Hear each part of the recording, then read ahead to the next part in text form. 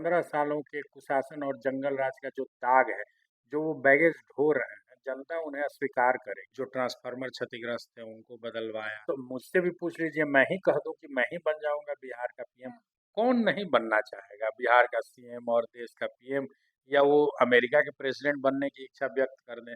किसी की इच्छा से तो होता नहीं है। जी, चूँकि देखिए, कार्य करने के लिए इच्छा शक्ति होना ज़रूरी है, विधायक होना ज़रूरी है। ऐसा नहीं है। सड़क क्षतिग्रस्त थी, तो हमने अभी ग्रामीण कार्य मंत्री से मिलकर 25 करोड़ की सड़क पास कराई, जिसका निर्माण चल रहा है। गांव-गांव में आउटरीच प्रोग्राम में हम लोग मुफ्त आँख की स्क्रीनिंग, दवा और मुफ्त चश्मे का वितरण कराते हैं। नमस्कार, आप देख रहे हैं पब्लिक न्यूज़ 24 और मैं हूं आपके साथ श्वेता मिश्रा।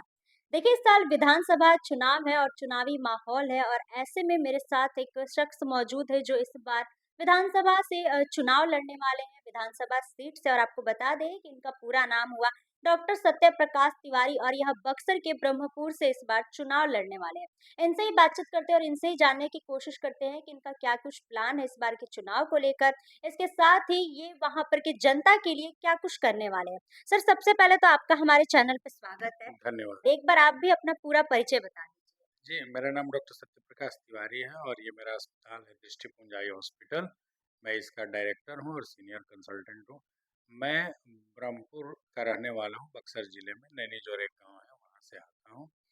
और पिछले 30-35 सालों से राष्ट्रीय सेवक संघ के विभिन्न घटकों से जुड़ा हूँ, सामाजिक कार्य भी करता हूँ। सर, इस बार चुनाव की खबरें चल रही है कि आप भी चुनाव लड़ने वाले हैं, तो क्या कुछ प्लानिंग है आपकी? जी देखिए, ऐसा नहीं है कि मैं चुनाव लड़ने वाला हूँ, मैं संगठन का व्यक्ति हूँ, संघ से जुड़ा हूँ 1990 से।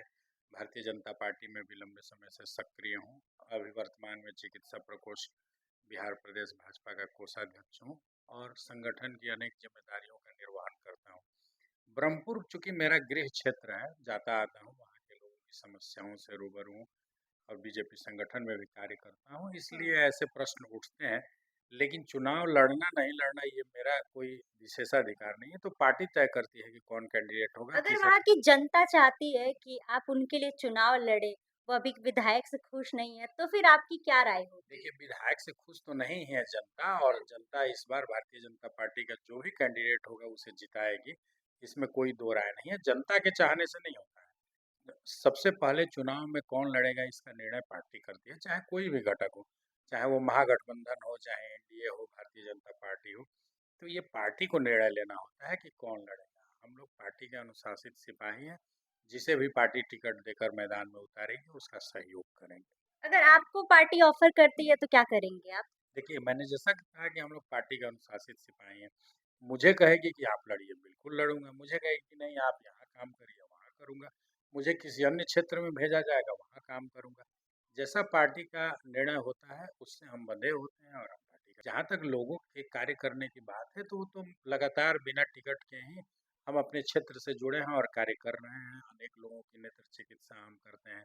गाँव-गाँव में आउटरीच प्रोग्राम में हम लोग मुफ्त आँख की स्क्रीनिंग, दवा और मुफ्त चश्मे का वितरण कराते हैं। गाँव में सड़क क्षतिग्रस्त थी, तो हमने अभी ग्रामीण कार्य मंत्री से मिलकर 25 करोड़ की सड़क पास कराई, जिसका निर्माण चल रहा है। जो ट्रांसफ़ार्मर क्षतिग्रस्त थे, उनको बदलवाया। प्राइवेट कंपनियों के सीएसआर फंड से गाँव-गाँव में स्ट्रीट लाइट, जो सोलर प्लेट है, और पानी पीने का शुद्ध चापाकल की अनेकों स्ट्रीट लाइट और चापाकल लगे हैं।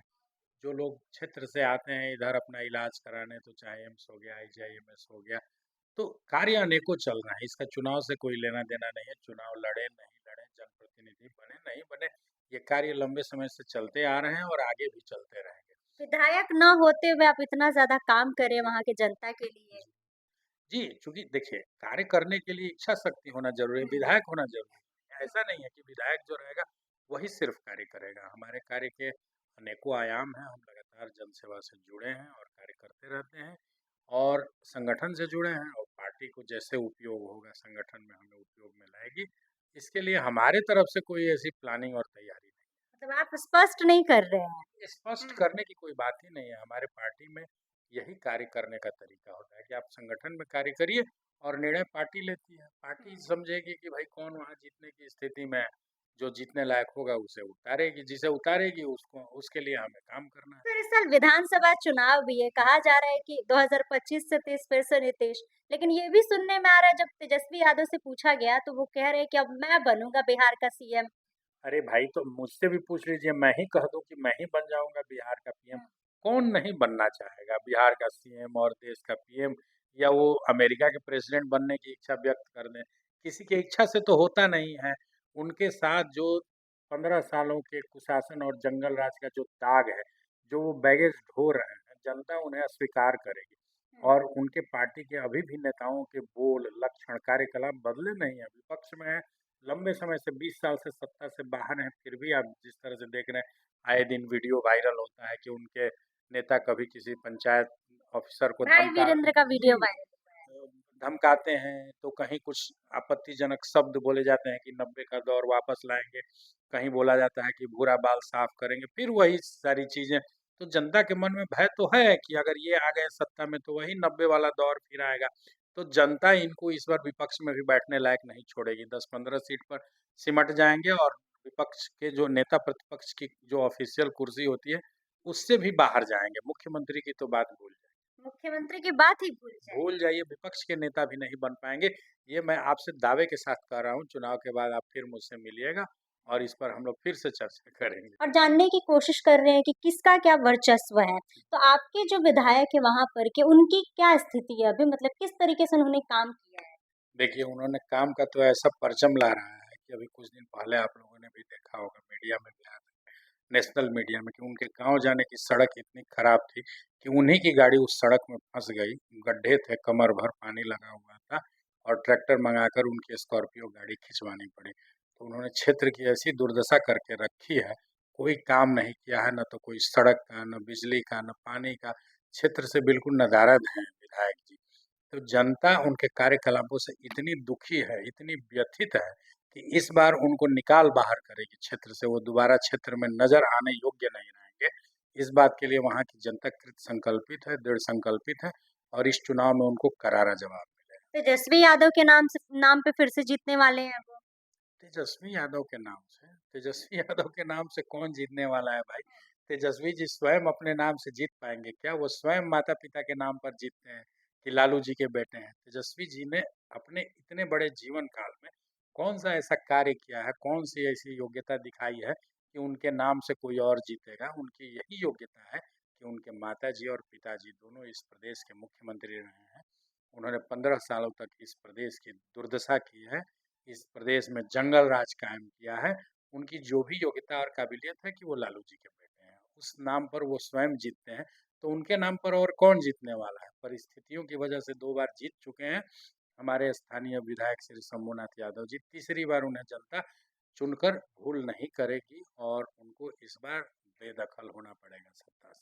सर जिस तरीके से क्षेत्र में जा रहे हैं और बातचीत कर रहे हैं तो कई लोग आपका नाम ले रहे हैं कि आप मतलब विधायक ना होते भी इतना काम कर रहे हैं।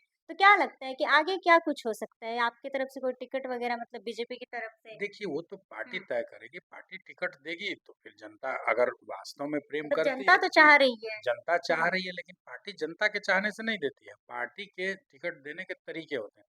पार्लियामेंट्री बोर्ड डिसाइड करता है। पार्लियामेंट्री बोर्ड टिकट देगा, तब जनता का रोल आता है। जनता को लगेगा कि हाँ भाई, ये प्रत्याशी अच्छा है, ये पार्टी अच्छी है, इनके आने से क्षेत्र का विकास होगा, तो जनता अपना प्रेम स्नेह देगी और वो व्यक्ति जीत कर विधानसभा पहुंचेगा। तो जैसे कि इन्होंने तो स्पष्ट नहीं किया है कि ये चुनाव लड़ने वाले हैं कि नहीं लड़ने वाले हैं, लेकिन पार्टी की तरफ से जो भी फैसला होगा वो देखा जाएगा। और बाकी इनसे जब तेजस्वी यादव को लेकर भी सवाल पूछा गया तो इनका साफ तौर पर कहना है कि इस बार भी तेजस्वी यादव की सरकार नहीं बनने वाली है। बाकी आप लोग क्या कुछ कहना चाहते हैं, आप लोगों की क्या राय है, कमेंट बॉक्स में अपनी राय जरूर बताइएगा। फिलहाल इस खबर में बस इतना ही। ऐसे ही तमाम खबरों के लिए बने रहे हमारे साथ और देखते रहे पब्लिक न्यूज़ 24। धन्यवाद।